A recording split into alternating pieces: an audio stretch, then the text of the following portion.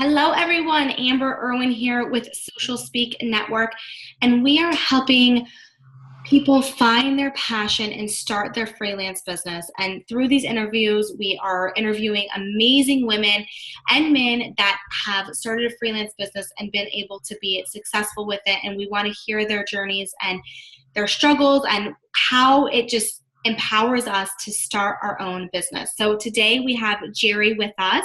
Welcome, Jeri. Hi, Amber. How are you? I'm good. How are you? I'm doing good. Good. So tell us a little bit about who you are and what you do.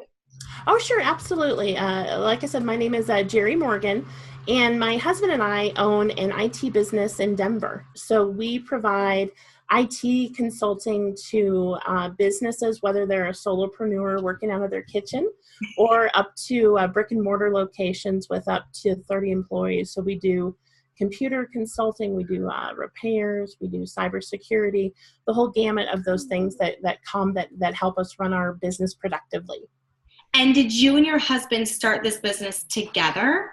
We did. We started the business the year we were getting married. So we actually started this business together that crazy year when you're getting the wedding going and all that. So we actually started that business together. Like you have nothing else to do. Yeah, I know it was a little crazy, but it was kind of significant of, I think, how we would live our lives later. It's just just constant in constant. Let's do this and let's do that. Oh my goodness. So how were you in corporate before that? Like what made you guys think of let's start a business, A, and then B, let's start an IT business? Yeah, absolutely. Well, I was in corporate for 23 years. I worked in the sunglass industry. I worked for 5 different versions of the same company. I was with Bausch & Lomb, Luxottica, Safilo. I was here in Denver. I was on the East Coast and back. And my husband worked, I think, 15 years in corporate, and he was corporate IT. And really the way it came up is we both had kind of built positions in corporate where we made really good money. We had great vacation time benefits, but we would walk into that building and it would like suck the air out. Like we hated it. We were just like, oh my God.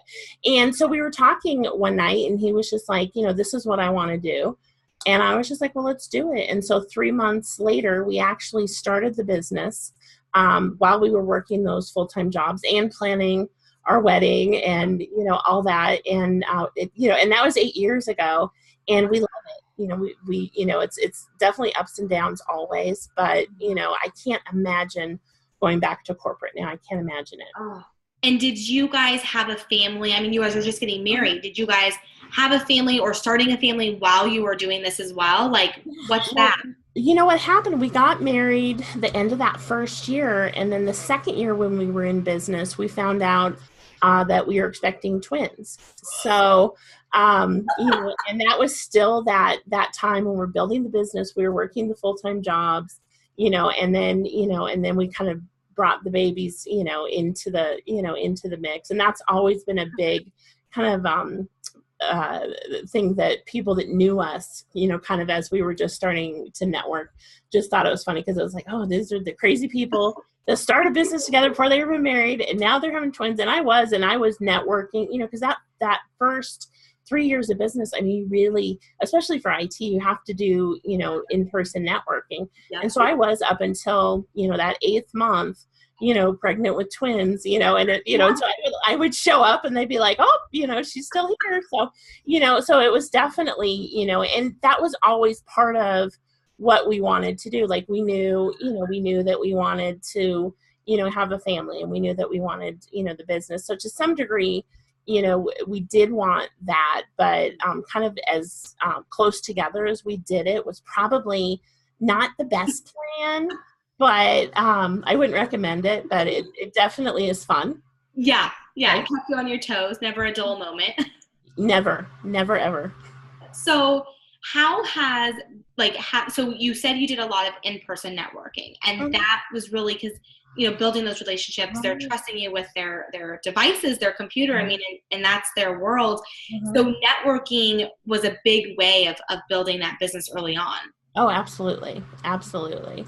And, and I will say coming from corporate, that's not something that comes naturally. I was going to ask that. It does not come naturally at all, and especially that had to be primarily me because with my husband being a tech person, I mean, he's your classic tech person. You put a computer in front of him, he'll talk to you all day, but going to those networking events was hard. So that was definitely something that I had to learn and I wasn't comfortable with. But it's one of those things, as we go through our business, there's all these things that we never had to do before that make us uncomfortable that we have to do. But those are the things that really make us grow and help us push the business through, those things we really don't want to do.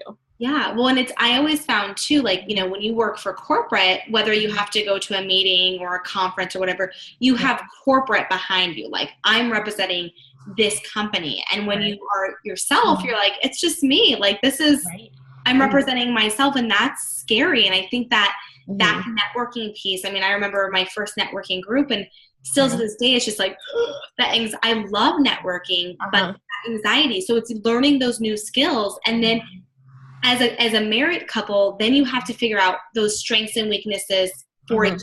So how would you guys divide those roles? And for us, it was pretty easy. I know some other people that are married couples that have a business that's harder because they both have the same skill set. And with us, it was always different, and that I do a little bit of the tech work now, but not much of it. So really that whole other part of the business that was, customer service, that was sales, that was kind of administrative stuff, I kind of ran that, and then the tech piece he ran. But as we've grown, that has become a little bit more difficult because at some point you have to put processes in place to be able to grow the business. And so that part gets a little bit more difficult because like I will have to step into that tech piece and say, okay, we need to have, systems here that when you're not here, somebody who's not you can go through and do those things. So it's actually something that is becoming more difficult now where it wasn't earlier when it was just the two of us. Yep. And that's kind of that place of growing, where do you want to just be content with just the two of you and it's working, that you're going to make that money, or are you wanting to take it to that next level? And that's the biggest thing, is putting those systems in place. So have you guys, like, I'm always curious when it's husband, wife, team, because you have your marriage, you have parenthood, and you have the business hat. Right. And so there's different roles for each of those hats that you wear. So as a business owner and putting those processes in place, what have you guys found to be most successful? Like, do you guys have team meetings? Like, what works for you guys?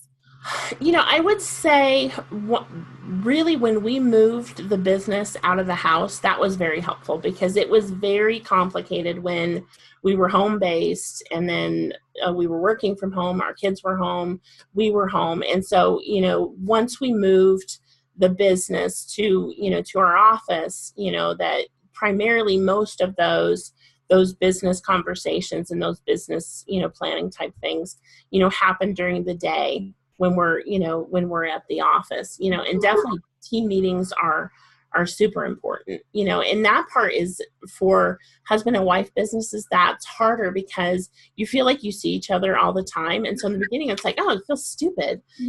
Planning a meeting, but no, you do need to plan a meeting because you'll forget because you'll be like, oh, I'll ask them about this. And so it's like, no, on Fridays, from 9 to 10, that's our meeting to go through kind of pending issues, and with the kids, our kids are little, they're 7, and and I just feel like when your kids are little, that piece is always a tad more complicated. So that piece, I don't feel like we're as organized and on it as I would like to be with that, but it definitely gets better as they get older. Yes, and I think too, like, just that accountability, because you guys are, husband, wife team. I know, like, with Caitlin and I being business partners for 8 years, like setting that time aside and saying, like, we have the same thing, Monday mornings, 9:30 is our call. And being accountable to that. Like before Yes. we'd be like, oh, okay, let's just move it, or this doesn't work. And, oh, something came up, but now it's like, no, this is our business. Like we want to grow this. Like we have to have that unless something, does need to change. But yeah, scheduling around the kids and I mean, they're in school now or getting ready to go back to school. Right. Yes. Yeah. They go back to school. I've actually got them at 2 different schools. So one goes back to school next week, and then the other one goes back to school in 2 weeks. And that's the thing, because everybody talks about, like when you have a business and you have kids, summer is hard.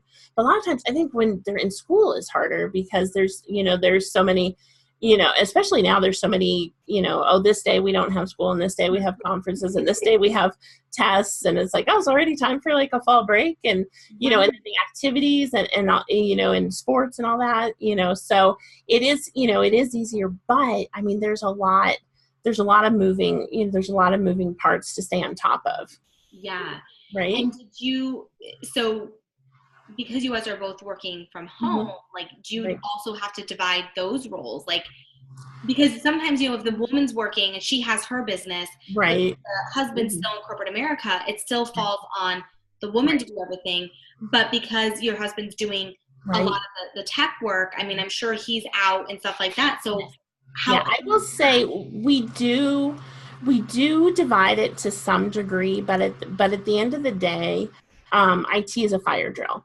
And, he's still our primary technician. So the problem is, we'll maybe have one day a week, where, I'll have him get one of the kids after school, because the problem that'll come up with IT is if you schedule him, to pick somebody up and then somebody's server crashes, it's going to be even more complicated figuring it out at the end of the day. So we'll have one day with that, but I mean, more with him, it's got to be, him helping out on weekends. The week it's too hard to plan for. Yeah.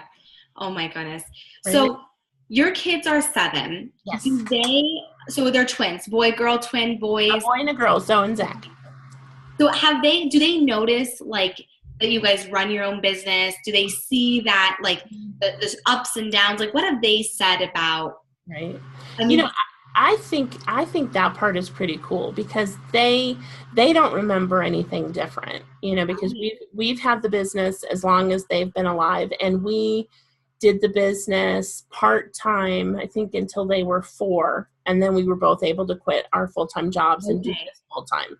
And, so this is all they know, but it's really interesting because they're definitely part of the business, and we've made them part of the business. So our customers know them. I'll have customers asking, do you have Halloween pictures, what they were for Halloween this year? But they'll come in the office, and, my daughter will say, oh, I fix computers, and you can tell she's a little engineer already, and they really, and they'll notice, we had like a bus stop ad, and we drove by, and my son's like, why are my parents at the bus stop?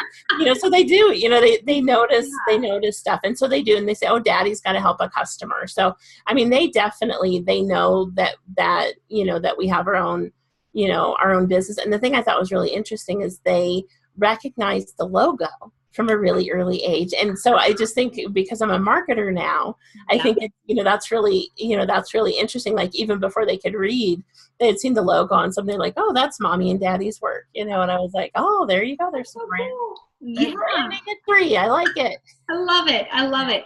So you guys started the business, and you guys are both still working your corporate jobs. Yeah. Okay, 2 questions. How did you find a balance to raise twins, both work? Did you have outside help? And the second question would be, what was that final straw like to say, that's it? Like, was the business at a certain level? What was that? What was that straw? I'll tell you, our struggle always was, we were making good money. And we were both in our 40s when we started the business. And I always say, if you're younger, it's kind of a less complicated or a shorter journey to get there.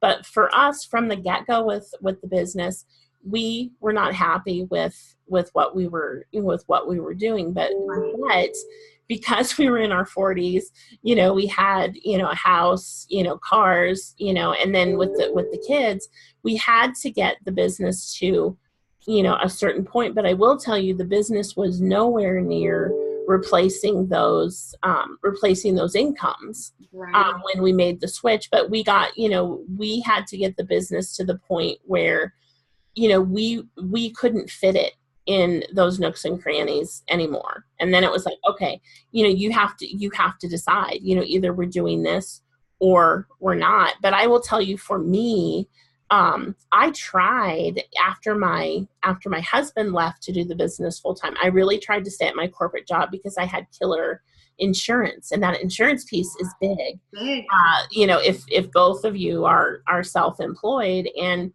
I'll tell you, there was a gentleman that worked for me for 14 years, and we were going to have to lay him off. And we had a new owner of the company, and they had said, if we were going to lay him off, they're like, oh, what severance is required? And we said none. And he's like, oh, well, then nothing. And I was like, oh no, and that was like the piece for me when I went home, and I told my husband, I said, I can't work with these people. Cause like at one point it felt like it was, they cared about the people that work there. And with that, I was like, you know what? Nobody cares about anybody that's here. I said, I can't do this even for really good insurance. And within a month, I had left too. And that's when we just said, okay, this is just it. We have to run, make it happen. And that was 4 years ago. Wow. And do you feel, that you guys, over the course of the 4 years that you've left, right, that you have met or exceeded those financial goals that you guys set for yourself? We have exceeded the goals that we set for ourselves initially.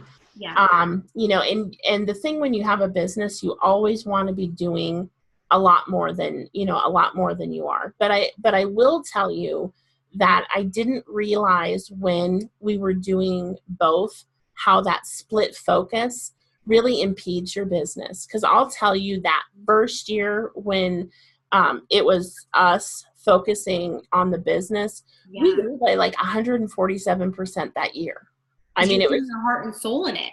Because it was just like, this is what we're doing. And a lot of times, even just the emotional energy, another, whatever, a corporate job or part-time job or whatever, just even the emotional energy it takes, you think, oh, it's the same thing with multitasking. You think, oh, I can work on this and this and this. Well, you can, but are you going to really accomplish what you want to accomplish? Yep, exactly. Mm-hmm. So I love that, because, and I'm assuming too that you guys have had to work as, the business partners side, right, to put that hat on and say, what are our goals for this quarter or this year, or where do we see this business going, and making sure that those core values that you each have align with the business and those goals align. Yeah. And the other thing that was really good initially is we worked with a business coach, probably that we'd worked with him off and on since we had started the business. But that year when we started doing it full time, it was really good to sit down with him. Because even for me, I had plans for the business that were not realistic. And so we had sat down with him, and he looked at me, and he said, okay, so he says, Bill, right? Your husband? I said, yeah, I know him. He said, oh, you like him? I said, yeah. And he said, oh, okay, because this will kill him. I'm like, oh, okay. And so with that was really good to have kind of an outside person come in and look and say, okay, as much as you want to grow, you can't grow all at the same time, because you can't sustain huge growth like that, unless you've got a big amount of capital coming in that you can add people at it, and that was something I was like, oh, you got a good point. So, right. Yeah. So then that brings up my next question. Are you guys at the point of like expanding, or have you found that you need to bring on, maybe it's another IT person or VA, or how does that look for you guys? Yeah, we are at the point where we need, we need more people, because even right now we've kind of created a business, it's very hard to take time off, and so that's not what you want.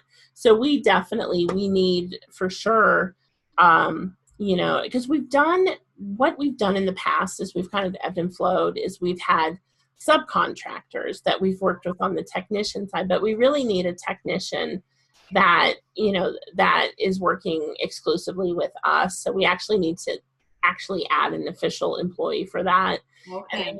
And then the thing that we will be adding in the next couple of weeks is a part-time office assistant as well. So we are at the point where, we have to add people. And even for us, our plans always were to create something that we would have locations throughout the country.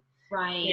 And, so we feel like we have spent the time to get the systems in place that, as we plug the people in, it will be setting them up for success, where any earlier we wouldn't have been, because it just would have been, a hot mess. Yeah, exactly. And I think that that's like a big thing. And a lot of people, when they get started in the business, they do see that potential of where they can go and those big numbers, and that they're moving in that direction, but they forget those systems and processes. So they grow so quickly, but then it ends up kind of fizzling out because they don't have those processes and systems put in place. Right. And what'll happen even is that people will just get frustrated, because it's just like, okay, I'm gonna hire this person, and then you don't have the processes, and then the person fails, and then they're just like, oh, I don't want to hire anybody because they're a pain, and they may be. Right. But a lot of times, like, if you don't give them the systems, and I've seen people where they bring people in and they don't train them, and then they're leaving them on their own, and then they're frustrated with them. So, but creating those processes, it's hard. It is really hard to sit down and do that. Yeah. Well, and to think of, because it's you and your husband, or you and your business partner, right, you guys work so well together, and right, okay, these are the tasks you do, but to put those tasks in place of, right, here's how we use our accounting system, and here's, right, how we invoice, and here's how we, all those things. I know that Caitlin and I have had struggled with that too, like just, right, figuring out what are those daily things we do, what are those processes, what does each client, because each client's going to be different based on their needs. So yeah, that takes a lot of time. Mm-hmm. It absolutely does. And the thing that's helpful too is when you have somebody that is not responsible for those tasks go through and look at it. That was really helpful too, because my husband, and even for me, there's things that I do, and he'll even say, he's like, I'm more worried about something happening to you than me. But, because he's been doing it so long, he'll leave out 8 steps because, right, it's just, because it's like, oh, that's so simple. And it's just like, well, wait, how did you get here? Oh, well, I did this and this. So it is really good, because officially, once you have those systems in place, you should be able to put a much less skilled person in that position, and they should be able to get there, maybe not get there as fast as you would, but they should be able to get there. And if they can't, you have to go back and look and see what's missing. Yep. And I think too that, managing those expectations when you are bringing on someone, you have that process in place. Right. You guys have been doing it for 8 years. And I know that, like, I do the same thing. I'm like, okay, here's how you do this. And our interns, or the people that work for us, they're like, right, same thing. How did you get there? Like, I'm missing these pieces. I'm like, I didn't even think about that. And so then giving them that grace period of learning it. Right. But yeah, the idea behind those systems and processes is to be able to bring somebody, set them down, give them the manual, and tell them, how it works, and then they should be able to do it. Absolutely. And the other thing that we started doing that I think is helpful too is really mapping out long-term what positions are gonna exist in our company. They don't necessarily exist now. And so maybe 12 of those roles are mine, and 10 of them are Bill's, but really mapping out what those positions are and starting to write up procedures for those, that as we grow, we're ready to bring those in. So that's a good exercise. That's a good idea. Mm-hmm. I love that. Yeah. So where do you what's one of the hardest struggles or obstacles that you guys have had since you've started your business? You know, I really think the hardest obstacle for us really is trying, because I don't think there is balance, to tell you the truth. I don't think there is. And so I think our biggest struggle is trying to, because the business is our baby too. I mean, we love it, we love it, but really not letting the business take over so much of the family piece. So I will say, other than that first couple of years, that's hard for everybody. And that's, and that's a huge struggle. But, for us now, especially now, is really trying to create, a way that we're spending, more, concentrating more on, putting our effort into that family time. Because the business, if you let it, it will suck. It will suck time, from the things that, and initially when you start a business, what you want to be doing, in, kind of your vision is you're creating something that's going to enable, oh, this will be great because then I'll be able to pick my kids up after school and we'll be able to do activities and this and that. And so to some degree, you always have to try to keep that vision in mind too, because if you don't, the business will pull you. Yeah, definitely. Well, and I think that, again, that's why we started our own businesses, is to have that freedom and that flexibility and create that lifestyle. Yeah. But you're 100% right. If, I love to work. I love my daughter to death. She's my heart and soul. But I love to meet new people, set up those meetings, learn about their businesses. And so, yes, I can totally, before I had her, I'd work 12, 13 hours a day, but it wasn't work. It was doing what I love to do. And so, yes, creating that balance for your family, what works, but not losing that sight of why you started the business. So having that time with the kids, that's huge. Yes, absolutely. So last question for you. What is one piece of advice that you would give a fellow mother, individual that is looking to start their own business, on their own freelance business? I would say don't be afraid. And the other thing is don't try to make it too perfect, because that was my big struggle in the beginning, is that I'm a big perfectionist. And so there's so many things to create your own business that you have to learn and have to get good at that are not part of your natural skill set. Yeah. And there's so many things, especially with marketing. That marketing piece is huge for your business and being consistent in it. And if you worry about trying to make that perfect every time, you're not going to have the number of touches that you need. So I would say just, don't overthink it. Don't overthink it. If you want to do it, go for it, and don't worry about trying to make everything perfect all the time. And truthfully, I think a lot of times the people that are kind of more imperfect are more authentic. Yeah. And so you kind of pull your people in easier than when you're, it's like, oh, that lady's perfect. I could not work with her. Right. Yeah. People want to, yeah, exactly. Yeah. But yeah, people want to do business with people they know, like, and trust. So being authentic and, showing your flaws, or not have, your life does not have to be perfect. I love that. I love that. And okay, so one last question. I always like to know, how does social media, digital marketing, how does that play a role in your business today? That's huge. That is huge in our business. And that's something I'm self-taught in, on that. But even for me, Instagram all of a sudden is huge. Yeah. And we've always used Facebook quite a bit for our business. Right. And we've always consistently blogged, and it's one of those things that when we started our business, my husband had done our website, and it was really funny because I was like, do you want to push that out or whatever you do? And he's like, no, because if I push it out too soon, people are going to be calling. And then, of course, the day we pushed it out, we're like picking up our phone. Is this thing working?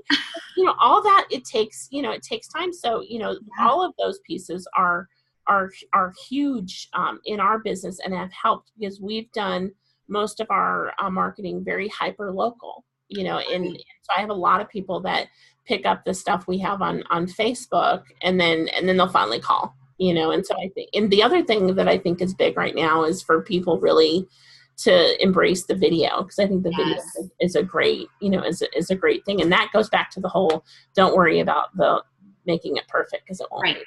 Yep. And I think, with the video too, it's really nice because people can connect with you. They see who you are. They hear your voice. They can feel, okay, this is the type of person they are. And so it's good because you're just able to connect with your audience on such a deeper level. Yes.